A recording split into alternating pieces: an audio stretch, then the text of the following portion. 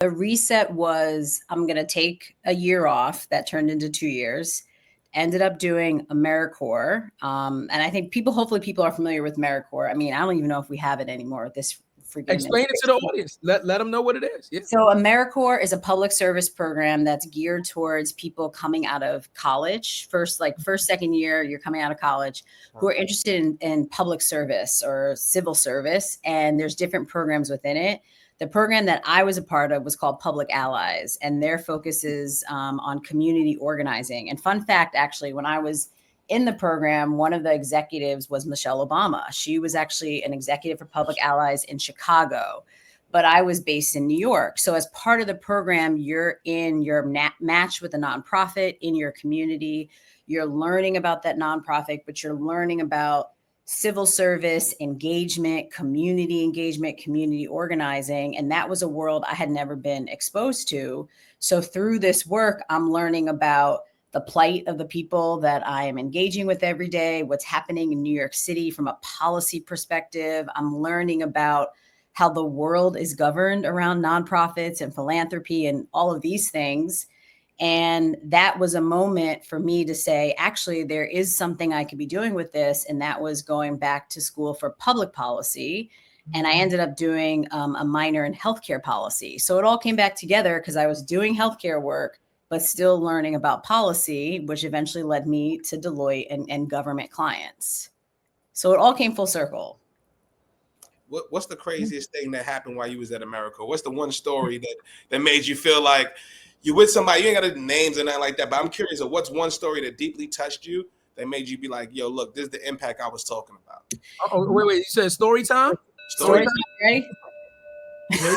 What's the bell? Story time. Yeah. Here we go.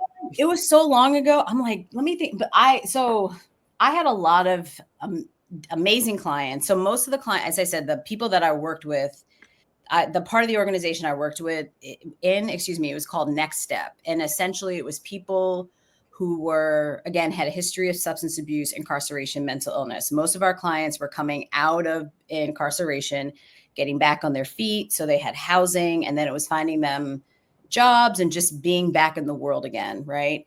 And one of the things that I found so amazing about two things, the work that I was dealing with, there were a lot of people who were my age, who were very young, who just something happened one time as a teenager, running around New York. Next thing you know, they're in jail, and now they're coming out and they're trying to get back on track. And I felt so much empathy because I'm like, that could have been me if I was just wrong place, wrong time, something happened.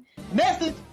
But I think the other thing that really stuck out for me too was that the littlest things would interrupt people's lives and what they were trying to accomplish. So for example, we were help people get jobs, right? So we're sending them out on job interviews, and, people are getting jobs. And one of the policies we had is that we'd give everybody Metro cards so they could get to their job interviews.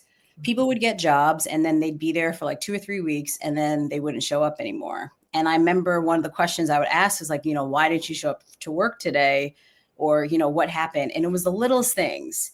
I didn't have the $2 to get on the train, or someone was late and I had to pick up my child from daycare, or like whatever the thing was. And at 24, I'm like, damn, like this is really how people are held back in a system, because it's not built to support people, and it's not built to provide resources and care for those that really need it. And it just made me realize how quickly people fall through systems, fall through structures, and fall through cracks, which is why we need better policy, better access, better resources, insert X. But I think learning that at such a young age gave me such perspective, so that when I went to corporate or other spaces, I was like, no, this is what people are actually dealing with.